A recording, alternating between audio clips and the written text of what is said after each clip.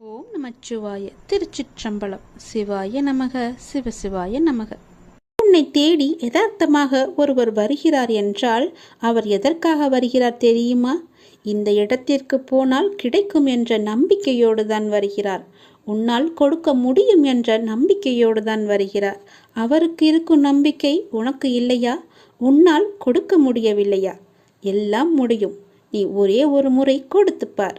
உன்னால் இல்லை என்று சொல்ல முடியாத அளவுக்கு எல்லாமே உன்னை தேடி தானாக வரும். அகண்ட பிரார்த்தனையை நீங்கள் மேற்கொண்டு பாருங்கள். சக மனித உயிர்களின் துன்பத் துயரங்களை காணும்போது இறைவனிடம் அவர்கள் நலம் வாழ மன்றாடி பிரார்த்தனை செய்யுங்கள். இது உங்களின் துயரத்தை நீங்கள் இறையிடம் கூறாமலேயே போக்கக்கூடிய நல்வழியை அமைத்து தரும். நம்மிடம் உள்ளதை நம்மால் முடிந்ததை செய்வது, மற்றவர்கள் நன்றாக இருக்க வேண்டும் என்ற எண்ணம் படைத்தவன் மட்டுமே புண்ணியத்தை செய்ய வேண்டும் என்று நினைப்பான். அப்படிப்பட்ட நல்ல மனம் ஒன்றே போதும் புண்ணியம் செய்வதற்கு. ஆம், புண்ணியம் செய்ய மனம் வேண்டுமே தவிர பணம் தேவையில்லை. உங்கள் மனம் நல்லதையே நினைக்கட்டும், அதுவும் மற்றவர்களுக்காக இருக்கட்டும். இதுதான் புண்ணியம். மற்றவர்களின் துக்கங்களை உங்களது என்று எண்ணி வருந்தி பாருங்கள். உங்களுக்கு கிடைக்காவிட்டாலும் பரவாயில்லை, மற்றவர்களுக்காவது கிடைக்கட்டும் என்று வேண்டிக் கொள்ளுங்கள். மனமுருக வேண்டிக் கொள்ளுங்கள். மனதார வேண்டிக் கொள்ளுங்கள். அனைத்து உயிர்களுக்கும் உங்களுக்கும் தொடர்பு உண்டு என்று எண்ணிக்கொள்ளுங்கள். உங்களால் அனைவருக்கும் அன்பான ஆதரவான எண்ணங்களை அளிக்க முடியும் என்று நினைத்து பாருங்கள். உங்கள் எண்ணங்கள் அனைத்தையும் நிறைவேற்றும் என்று நம்புங்கள். இறைவனை துணைக்கு அழையுங்கள். மற்றவர்களுக்காக உதவ இறைவனிடம் நீங்கள் வேண்டுங்கள். தன்னலமற்ற எண்ணத்தை இவ்வுலகில் பரவ விடுங்கள். அனைவரும் உங்களுக்கு அன்பானவர்களாக மாறிவிடுவார்கள். உங்கள் உள்ளம் மகிழ்ச்சியாகிவிடும். அனைவரும் நிம்மதியாக வாழ்வார்கள். அந்த மகா புண்ணியம் உங்களை மட்டுமே வந்து சேரும். இந்த புண்ணிய செயலுக்கு நீங்கள் செலவு செய்தது என்ன? பிரார்த்தனை மட்டுமே, வேறு ஒன்றுமே கிடையாதே. ஒரு பைசா கூட நீங்கள் செலவு செய்யவில்லை. எங்கும் அலையவும் இல்லை. யாரிடமும் கோபமும் கொள்ளவில்லை. பொய்யும் கூறவில்லை. யாரிடமும் எதற்காகவும் நீங்கள் கையேந்தவும் இல்லை. யாரும் உங்களை குறை கூறப் போவதும் இல்லை. எதையும் நீங்கள் இழக்கப் போவதும் இல்லை. எதையும் இழக்காமல் நீங்கள் புண்ணியத்தை மட்டுமே சம்பாதித்திருக்கிறீர்கள். சரி, இதை எப்படி நாம் செயல் வடிவத்திற்கு கொண்டு வருவது என்பதை பார்ப்போமா? இதை செயல் வடிவத்திற்கு கொண்டு வருவது மிக மிக எளிது. தினமும் ஏதேனும் ஒரு நேரத்தில் யாராவது ஒருவர் நன்றாக இருக்க வேண்டும் என்று எண்ணி பழகி கொள்ளுங்கள். இதற்காக நேரம் காலம் எல்லாம் பார்க்க தேவையில்லை. எந்த நேரத்திலும் யாருக்காகவும் எண்ணிக்கொள்ளலாம். ஆரம்பத்தில் சொந்த பந்தங்களுக்காக வேண்டிக் கொள்ளுங்கள். நாளடைவில் கண்ணில் படும் அனைவருக்காகவும் வேண்டிக் கொள்வீர்கள். நாட்கள் செல்ல செல்ல நீங்கள் கேள்விப்பட்டவர்களுக்காகவும் அவர்கள் நல்ல முறையில் வாழவும் நீங்கள் எண்ண துவங்குவீர்கள். நீங்கள் வேண்டிக் கொள்ளும் நபர் பற்றி கவலைப்படாதீர்கள்.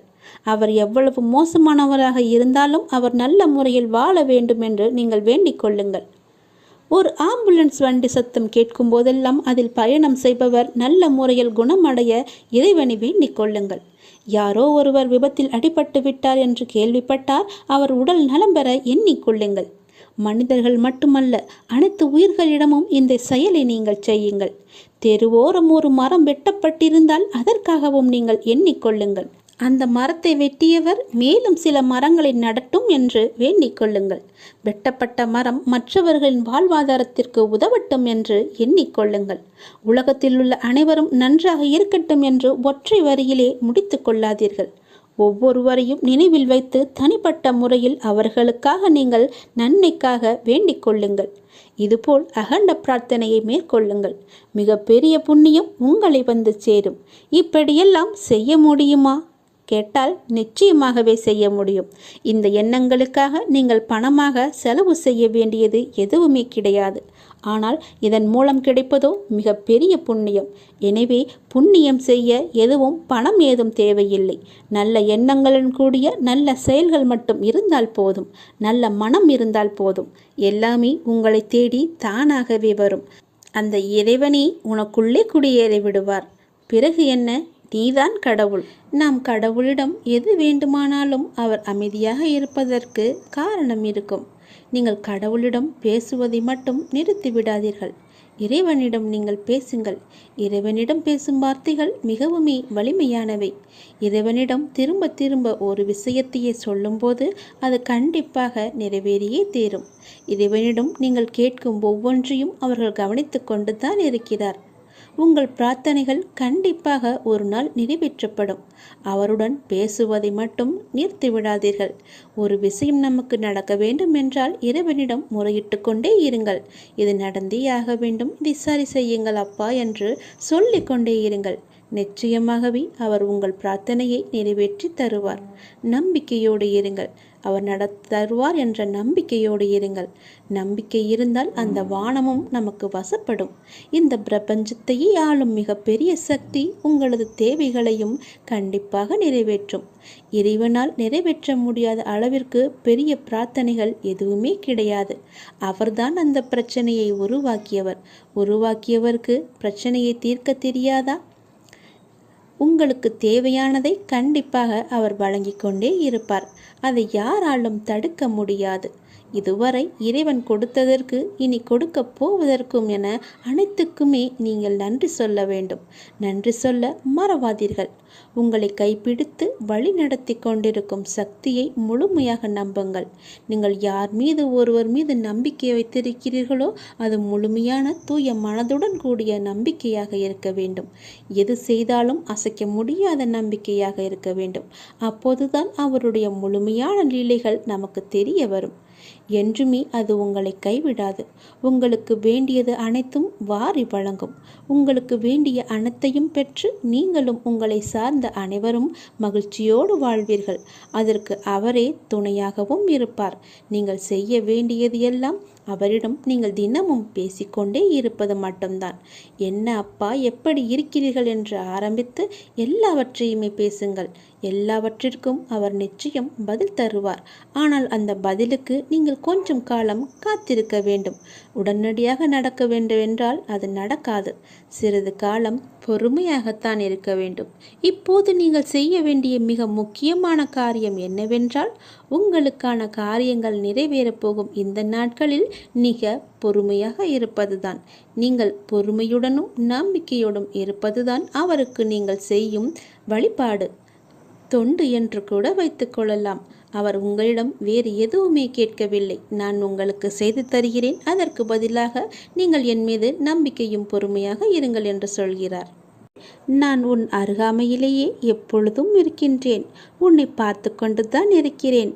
உனக்கு என்ன நடக்கிறது? உன்னுடைய பிரச்சனை என்ன? நீ மகிழ்ச்சியாக இருக்கிறாயா இல்லை துன்பக்கடலில் சிக்கி கொண்டு இருக்கிறாயா என்று எல்லாமேவற்றையுமே நான் பார்த்து கொண்டு தான் இருக்கிறேன். நீ எதை பற்றியுமே கவலைப்படாதே. நான் உன்னுடனேயே இருக்கிறேன். தாளிடப்பட்ட கதவுகள் என்னை தடுத்து விட முடியாது. நீர் எங்கு இருந்தாலும் என் நினைவில் வைத்துக்கொள். என் நாமத்தை உச்சரி.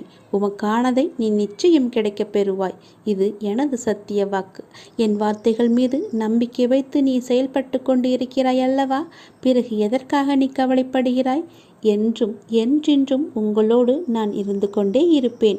இப்பொழுது இந்த நொடி நான் உன்னுடன் தான் இருக்கிறேன். நீ எங்கு வேண்டுமானாலும் பார். என் ரூபத்தை நீ காணலாம். உனக்கு நல்லது நடந்து கொண்டே இருக்கப் போகிறது. எனது அருளும் ஆசையில் யாரும் ஒன்றுதான். எனது பக்தர்களை பிரித்து பார்க்காதவன் நான். நம்பிக்கை பொறுமையுடன் அமைதி காத்து கொண்டிரு. என் பக்தனுக்கு எல்லாமே சாத்தியமாகும். நல்லதே நடக்கும். எனது அன்பு குழந்தையே, நீங்கள் கடந்து வரும் பயணத்தில் கடைசி நிமிடத்திலும் பொறுமையையும் புத்திசாலித்தனமும் தைரியமும் இருந்தால் எப்படிப்பட்ட துன்பத்தையும் எளிதாக நீங்கள் கடந்து விடலாம். காலச்சக்கரமானது சுழன்று கொண்டே இருக்கிறது. ஒவ்வொரு திருப்பத்திலும் வாழ்க்கையின் போக்கை மாற்றுகிறது. பருவங்கள் குளிர்காலத்துடன் முடிவடையாது. வசந்தம் துளிர்விடும் சிறப்புடன் திரும்புகிறது. சுழலும் சக்கரம் மேலும் கீழும் அசைவது போல ஒரு நீண்ட இரவுக்கு பின் அழகான ஒரு வெளிச்சம் வருவது போல ஒரு பிரகாசமான ஒளி உதயமாகும் இல்லவா? அது போலத்தான் உங்களுடைய இன்பங்களும் துன்பங்களும் நம்மை தவிர்க்க முடியாமல் பின்தொடர்ந்து கொண்டிருக்கின்றன. இவை எல்லாமே உன்னுடைய முன்ஜென்ம கர்மாக்கள். ஆனால் தொந்தரவு இல்லாமல் இருப்பது வாழ்க்கையின் முக்கியத்துவம். உண்மையை அறிந்து கொள்ளுங்கள். எதுவாக இருந்தாலும் அப்பாவின் பாதங்களை நீங்கள் சரணடைந்து விடுங்கள்.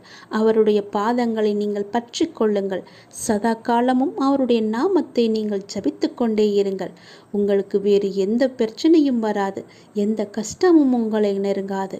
காலம் கடந்தும் ஆட்சி செய்யும் இறைவனின் முழுமையை நீங்கள் அடைய முற்பட வேண்டும். அப்போதுதான் உங்களுக்கு வந்த கஷ்டங்கள் எல்லாம், துன்பங்கள் எல்லாம் காணாமல் போய் நிம்மதி கிடைக்கும், மகிழ்ச்சி நிலைத்து நிற்கும். அவருடைய நாமத்தை நேரம் கிடைக்கும் போதெல்லாம் ஜபித்து கொண்டே இருங்கள். உன்னுடைய முன் ஜென்ம கர்மாக்களை எல்லாம் அழிப்பதற்கு என்னுடைய நாமம் ஒன்றே, என்னுடைய திருநாமம் ஒன்றே உனக்கு சிறப்பான மருந்தாக இருக்கும். வந்த இடம் தெரியாமல் ஓடுவதற்கு, உன்னுடைய கர்மா வந்த இடம் தெரியாமல் ஓடுவதற்கு என்னுடைய நாமத்தை நீ ஜபித்து கொண்டே இரு. இடைவிடாது ஜபித்து கொண்டே இரு. விரைவாகவே உனக்கு ஒரு நல்ல செய்தியை நான் உனக்கு செவி வழியாக கொடுக்கப் போகிறேன். அதை கேட்டதும் எனக்காக ஒரே ஒரு தீபம் ஏற்று உன்னுடைய வீட்டில். வானளவில் உள்ள ஆழம்தான் இந்த உலகம். இந்த மேகங்கள் போலத்தான் வாழ்க்கையும். அதில் வாழ்க்கையை நெறிகளுடன் கூடிய வாழ்க்கையாய் பார்த்து வாழ்பவர்கள் மிக குறைவு. என் பிள்ளைகளுக்கு முதலில் நான் பயிற்றுவிப்பது ஒழுக்கமும் நேர்மறையான எண்ணங்களும் தான். அதில்தான் நீ இப்போது இருக்கிறாய். பயிற்சி நடக்கும்போது சில போராட்டங்கள், குழப்பங்கள் எல்லாம் நிகழும். அதை பார்த்து நீ பயப்படாதே. உனக்கு இது நல்லதா கெட்டதா என குழம்பி முடிவுகள் எடுக்க முடியாமல் போகும் தருணம் கூட வரலாம். அப்பொழுதும் நீ பயப்படாதே. அப்படி உனக்கு குழப்பம் வரவில்லை என்றால் அதில் உனக்கு பயிற்சியே சரியாக இல்லை என்று அர்த்தம். பயிற்சியில் தோல்விகள், வெற்றிகள் என இரு முனைகள் இருக்கின்றன. அதில் நீ வெற்றிக்காக போராடு. தோல்வி ஏற்படுகிறது என்றால் உன்னுடைய அப்பா உனக்காக பெரிய வெற்றியை வைத்திருக்கிறேன் என்று எண்ணி உன் மனதை நீ சாந்தப்படுத்திக்கொள். தோல்வி எதிர்நோக்குபவர்கள் சாதனையாளர்கள் என்பதை மனதில் வைத்து என்மேல் நம்பிக்கை வைத்து பொறுமையுடன் காத்து கொண்டிரு. விரைவாகவே நீ கேட்ட நல்ல செய்தியை நான் உனக்கு கொடுக்கப் போகிறேன். அந்த விரைவில் நல்ல செய்தி என் வழியே உன் வீட்டிற்கு வரும். உன் வீடு தேடி வரும். கவலையே படாதே. இனி நீ மகிழ்ச்சியாக இருப்பாய். அந்த செய்தி உன் செவி வந்து சேரும் நேரம் எனக்காக உன் வீட்டில் ஒரே ஒரு தீபம் ஏற்று. உன் தீபத்தின் வழியாக நான் உனக்கு காட்சி தருவேன். உன்னை சுற்றி பார்க்கும் இடமெல்லாம் நானே காட்சி தருவேன். எங்கு பார்த்தாலும் என்னுடைய ரூபமே உனக்கு தெரியும்.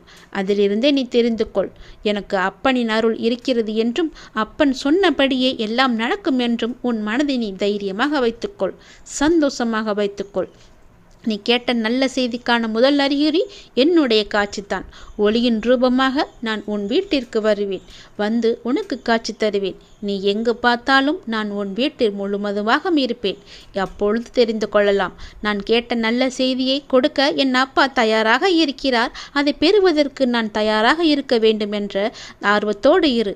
மகிழ்ச்சியோடு இரு. எல்லாம் எனக்கு தெரியும். நான் பார்த்து கொள்கிறேன். உனக்கானது உன்னிடத்தில் விரைவாகவே வந்து சேரும். அந்த செய்தி வந்து சேரும் நேரம் அதை மட்டும் மறந்து விடாதே. ஒரே ஒரு தீபம் ஏற்று. அப்பிறகு பார் உன் வாழ்வு எப்படி இருக்கும் என்று. மிக மகிழ்ச்சியாக, ஒளிமயமாக உன் வாழ்வும் இனிக்கும், உன் வீடும் ஜொலிக்கும். இந்த உலகமானது எப்படி வேண்டுமானாலும் மாறலாம். மனிதனாகனவன் எப்படி வேண்டுமானாலும் மாறலாம். எந்த நொடி வேண்டுமானாலும் மாறலாம். உங்கள் மீது நீங்கள் நம்பிக்கை வையுங்கள். வாழ்க்கை எந்த நொடியிலும் மாறும். மனிதர்களிடம் நீங்கள் கவனமாக இருங்கள். எப்போது மாறுவார்கள் என்று யாருக்கும் தெரியாது. நம்மை நாமே பெரிதாக எண்ணிக்கொண்டு அகந்தை கொள்வது கூடாது. சாதாரணமானவர்களாக நம்மை கருதும் போதுதான் நம்மிடம் கருணையும் பணிவும் நல்ல சிந்தனையும் வெளிப்படத் தொடங்கும். எல்லா ஆற்றல்களும் மனிதனுக்கு இயல்பிலேயே இருக்கின்றன. ஆன்மீகத்தின் உதவியால் தடைகளை போக்கி நாம் நிறைநிலையை அடைய வேண்டும். ஆன்மீகத்தின் உதவியால் தீயவர்கள் கூட மகானாக முடியும். இந்த உலகம் இறைவனுக்கு சொந்தமானது. உலக பொருட்களிலெல்லாம் அவரே இருக்கின்றார். இந்த கோணத்தில் பார்க்க தொடங்கிவிட்டால் நம் மனம் உயர்வு பெறும். இங்கொன்றும் அங்கொன்றுமாக நுனிப்புல் மேய்வது போல ஒருபோதும் மேயக்கூடாது. வெற்றி பெறவும் முடியாது நம்மால். எல்லாவற்றையுமே முழுமையாக ஆராய்ந்து அதிலேயே ஈடுபட வேண்டும். கன நேரம் இன்பமாக ஏதோ ஒன்று கிடைக்கலாம். ஆனால் அத்துடன் எல்லாம் முடிந்துவிடும். நம்முடைய இன்பமானது தொடர்ந்து நிலைத்து இருக்கும்படி செய்ய வேண்டும். ஒவ்வொரு நேர்மையான செயலும் அதற்குரிய வெகுமதி தர காத்து கொண்டிருக்கிறது. உணர்ச்சி வசப்பட்டால் முடிவெடுக்க முடியாமல் தடுமாற நேரிடும். உணர்ச்சி வசப்பட்டால் எல்லாமே ஒரு நொடியிலே மாறிவிடும். அதனால் எது செய்தாலும் பொறுமையாக நிதானமாக யோசித்து செய்யுங்கள். கடந்ததை பற்றி வருந்தவோ வருவது பற்றி கற்பனை செய்யவோ வேண்டாம். முயற்சிக்குரிய பலன் ஒருவனுக்கு நிச்சயம் கிடைத்தே தீரும். எதை கண்டுமே நீங்கள் எரிச்சல் படாதீர்கள். எல்லாவற்றையுமே நீங்கள் ஒரு அனுபவ பாடமாக எடுத்துக்கொள்ளுங்கள். நமக்கு எது நடந்தாலும் இது ஒரு அனுபவம் என்று எண்ணிக்கொள்ளுங்கள். மனசாட்சிக்கு கட்டுப்பட்டு நடந்தால் உங்களுடைய வாழ்வு நலம் பெறும். மனம் என்பது கடவுளின் கையில் ஒரு கருவியாக இருக்க வேண்டும். கடவுள் விரும்பும் வழிபாடு உழைப்பு ஒன்றுதான். அவருடைய விருப்பத்தை நாம் பூர்த்தி செய்ய வேண்டும். கடவுள் நம்பிக்கை ஒன்றே மனிதனுக்கு உண்மையான உதவி. கடவுளின் விருப்பப்படி நடக்கட்டும் என எல்லாவற்றையுமே விட்டுவிடுங்கள். உங்கள் தலைகளில் நீங்கள் பாரத்தை ஏற்றிக்கொள்ளாதீர்கள். உங்களுக்கு இன்று நடப்பது எல்லாமே அவருடைய விருப்பப்படிதான் நடக்கின்றது. அவர் விரும்பாமல் எதுவும் உங்களுக்கு நடக்காது. அதனால் அவர் விருப்பப்படி வருவதை அவருடைய போக்கிலேயே விட்டுவிடுங்கள். கடவுளிடம் எல்லாம் நன்றாக இருக்க வேண்டும் என்று பிரார்த்தனை செய்யுங்கள். எல்லாம் உங்கள் இஷ்டப்படியே நடக்கட்டும் என்று அவரிடம் விட்டுவிடுங்கள். நீங்கள் எது செய்தாலும் எனக்கு நன்மையாக மட்டும்தான் இருக்கும் என்று அவர் மீது நீங்கள் நம்பிக்கை கொள்ளுங்கள். மற்ற எல்லாவற்றையும் அவரே பார்த்து கொள்வார். நீங்கள் பயமின்றி நிம்மதியாக கவலைப்படாமல் சந்தோஷமாகவே இருக்கலாம். உனக்கு உள்ள பிரச்சனைகளை பற்றி எனக்கு தெரியாது என்று நினைத்து கொண்டிருக்கிறாய். உன்னுடைய பிரச்சனை என்ன, எப்படி வந்தது, எதனால் வந்தது என எல்லாமே எனக்கு தெரியும். உன் பிரச்சனைகளை நினைத்து நினைத்து உன் வாழ்நாளில் இருக்கும் நிம்மதியை இழந்து நீ தவித்து கொண்டிருக்கிறாய். உன் மனதை ரணப்படுத்தி கொண்டு எரிச்சல் பட்டு வாழ்க்கையையே ரணமாக்கி வைத்திருக்கிறாய். அதை எப்படி சரி செய்வது என்று தெரியாமல் இருண்ட காட்டில் நுழைந்தது போல திக்கிட்டு இருக்கிறாய். இதனால் வாழும் வாழ்க்கையே உனக்கு நரகமாக தோன்றுகிறது. ஒரு விஷயம் உனக்கு பிடிக்கவில்லை என்றால் அதை நீ விட்டுவிடு. விரும்பாமல் ஏற்றுக்கொள்வது சரியல்ல. உனக்கு நீயே செய்யும் தீமை. உனக்கு நீயே வேஷம் போடுகிறாய் என்ற அர்த்தம். உனக்கு அது நிம்மதி தராது. மற்றவர்களுக்கும் நிம்மதி இல்லாத சூழலை உருவாக்கும். அதை விட்டு நகன்று விடுவதுதான் சிறந்தது உனக்கு. அமைதியாய் போவதில் தவறு இல்லை. ஆனால் அந்த அமைதியை ஏற்க முடியாமல் சில பேர் இருப்பார்கள். காரணம், உன்னிடம் பேசி பழகிவிட்டார்கள். அவர்களுக்கு அது ஏற்றுக்கொள்ளக்கூடியதாக இருக்காது. அவர்கள் செய்யும் சில விஷயங்கள் வருத்தத்தை ஏற்படுத்தியது என்றால் மனம் வருந்தாமல் அமைதியாக நீ விலகிவிடு. அவர்களுக்கு நீ விட்டு சென்றதாக தோன்றும். உண்மையான காரணத்தை அவர்களுக்கு நீ உணர்த்த வேண்டுமென்று அழையாதே. உன்னை புரிந்தவர்களாக இருந்தால் அது அவர்களுக்கு தெரியும். அவர்கள் செய்த தவறு என்ன, எதற்காக நீ அமைதியாக இருக்கிறாய் என்று. இதையெல்லாம் ஒரு விஷயமாக எடுத்துக்கொண்டு நீ கலங்காதே. அதை மற்றவர்களிடம் கோபமாய் வெளிப்படுத்துகிறாய். அப்படி அவர்கள் என்ன செய்தார்கள்? கோபத்தையும் எரிச்சலையும் விடு. உன்னை காயப்படுத்தினது நியாயமில்லைதான். அதற்காக அந்த கோபத்தை மற்றவர்களிடம் காண்பிப்பது மிகவும் தவறு. நிம்மதியுடனும் சந்தோஷத்துடனும் வாழ அதற்கான எல்லா முயற்சியிலும் உன்னை நான் ஈடுபடுத்தி செய்ய வைப்பேன். நானே துணை நின்று உன்னை காப்பேன். நீங்கள் வாழ பிறந்திருக்கிறீர்கள். வாழ்வை அனுபவித்து வாழ வேண்டும். அதற்கு தடையாக உள்ள கஷ்டங்களையும் பிரச்சனைகளையும் வேறு விதமான சூழல்களையும் நீக்கி எல்லாவற்றிலும் சம்பூரணமாக வாழ வேண்டும் என்பதே இந்த அப்பாவின் விருப்பம். அப்பாவின் விருப்பம் உங்கள் வாழ்க்கையில் நடைமுறைக்கு வர வேண்டும் என்றால் அப்பா உங்கள் மனதில் இருக்க வேண்டும். அப்பா என் மனதில் இருப்பதை எப்படி அறிந்து கொள்வது என நீ கேட்கலாம். எந்த மனதில் அமைதியும் சாந்தமும் நிலவுகிறதோ, எந்த மனம் எப்போதும் அன்பினால் நெகிழ்கிறதோ, எந்த மனம் எப்பொழுதும் பொறுமை காக்கின்றதோ, எந்த மனம் அனைத்தையும் சகித்து கொண்டு போகிறதோ அந்த மனதில்தான் அப்பா முழுமையாக இருக்கிறார். சில நேரங்களில் கஷ்டம் கலங்கச் செய்யும், வேதனை திகைக்க வைக்கும், பிரச்சனைகள் மூழ்கடிப்பது போல தெரியும். ஆனால் திகைக்கக்கூடாது. எதையும் முன் ஜென்மத்து வினை என எடுத்துக்கொண்டு இனி வரும் நாட்களில் நாம் நன்றாக இருப்பதற்காக இந்த நிலையை அப்பா தருகிறார் என ஏற்றுக்கொள்ள வேண்டும். மனநிலை மற்றும் மாறுதல்களுக்கு மௌன சாட்சியாக இருப்பவன் இறைவன். அப்பா எனக்கு எதையும் செய்யவில்லை என கதறி அழுத நாட்கள் உண்டு. அழுத நாட்கள் எல்லாமே முடிந்து போகும். ஆனந்தமான காலம் உங்களுக்காக காத்திருக்கிறது. மரம் இலைகளை உதிர்க்க ஆரம்பித்து மொட்டையாகி நின்றால் மரம் பட்டுவிட்டது என நாம் கதறுவது கிடையாதே. இது இலையுதிர் காலம், இனி வசந்த காலம் வரும் என்பதை நினைத்து நாம் காத்திருப்போம் இல்லையா? அப்படியேதான் உங்களுடைய வாழ்க்கையும். இந்த துன்ப நாட்கள் எல்லாமே முடிவுக்கு வரும். முடிவுக்கு வந்து உங்களுக்கு இன்பம் சேரப்போகிறது. அன்றைக்கு நீங்கள் தகுதியாக இருப்பதற்கு இந்த கஷ்டம் என்ற பயிற்சி உங்களுக்கு அளிக்கப்படுகிறது. அப்பா எப்படி முழுமையானவரோ அப்படியே நீங்கள் முழுமையான தன்மை உடையவர்கள். அவரே முழுமையை நோக்கி உங்களை அழைத்து செல்வார். எதை பற்றியுமே நீ கவலைப்படாதே. உன்னோடு நான் எப்போதுமே இருப்பேன். உன் பிரச்சனைகளை நான் தீர்த்து வைக்கிறேன். எதை பற்றியுமே நீ கவலைப்பட்டு கொண்டே உன்னுடைய வாழ்வை நீ இழந்து விடாதே. நிறையவே பிரச்சனை இருக்கிறது. எதை சொல்லி எங்கே போய் அழுவது என்று தெரியாமல் நீ தினமும் புலம்பி தவித்து கொண்டிருக்கிறாய். எனக்கென்று யாருமே இல்லையே, நீங்களும் இருக்க மாட்டீர்களா அப்பா என்று என்னிடமே நீ கேட்கிறாய். உனக்கு யார் இல்லை? எல்லோருமே இருக்கிறார்களே. நீதான் அவர்களை புரிந்து கொள்ளவில்லை. யார் என்று சொல்கிறேன் தெரியுமா? அந்த கடவுளை தான் சொல்கிறேன். உனக்காக அம்மாவாக அந்த அம்மன் இருக்கிறார். அப்பாவாக அப்பன் ஈசன் இருக்கிறார். குருவாக நானும் இருக்கிறேன். உனக்காக எல்லோருமே இருக்கும்போது, உனக்காக அந்த கடவுள்களே இருக்கும்போது நீ ஏன் எனக்கு யாருமே இல்லை என்று சொல்கிறாய்? உன் கவலையை போக்க அந்த படைத்த இறைவன் எங்களுக்கு தெரியாதா? உன் பிரச்சனை என்ன என்பது எங்களுக்கு தெரியாதா? உன் பிரச்சனையை கேட்பதற்கு எவரும் இல்லை என்று நீ கவலைப்படாதே. உங்களுக்காக உனக்காக நாங்கள் எல்லோருமே இருக்கிறோம். எந்த பிரச்சனையாக இருந்தாலும் சரி, எங்களிடம் சொல். உடனே நாங்கள் தீர்வு கொடுக்கிறோம். உனக்காக, என்னுடைய குழந்தைகளுக்காக நாங்கள் எது வேண்டுமானாலும் செய்வோம். உன்னை படைத்தது யார் என்று நினைக்கிறாய்? உன்னை படைத்தது நாங்கள்தான். எங்களுக்கு தெரியாதா?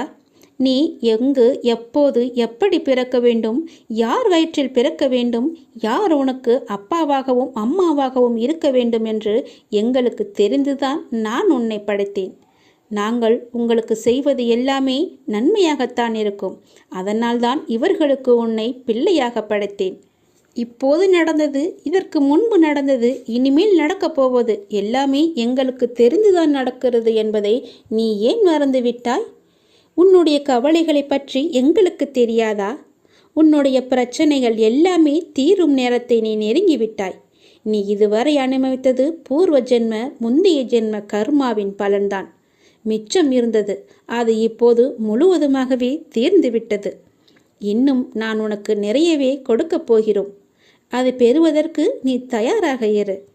என்ன கஷ்டத்தை கொடுக்கப் போகிறீர்களா என்று தானே நீ கேட்கிறாய்? அவ்வளவு சோதனைகளை நீ தாங்கி இருக்கிறாய். அவ்வளவு பிரச்சனைகளை நீ பார்த்து இருக்கிறாய். கவலைப்படாதே. இனி வருவது உனக்கு பிரச்சனை அல்ல, உனக்கு கவலையும் அல்ல, உனக்கு சந்தோஷம்தான். உன்னுடைய பிரச்சனைகள் எல்லாமே முடிந்து விட்டது. அதற்கு தீர்வும் நீ கண்டுவிட்டாய். இனி நடக்கப் போவது எல்லாமே உனக்கு ஜெயமாகவே இருக்கும், சந்தோஷமாகவே இருக்கும். நீ கேட்டது அனைத்துமே உங்களுக்கு கிடைக்கும். நீ எதிர்பார்த்தபடியே உன்னுடைய வாழ்க்கை நிச்சயமாகவே அமையும். என் வார்த்தையை நம்பு. உன்னை நான் படைத்தேன்.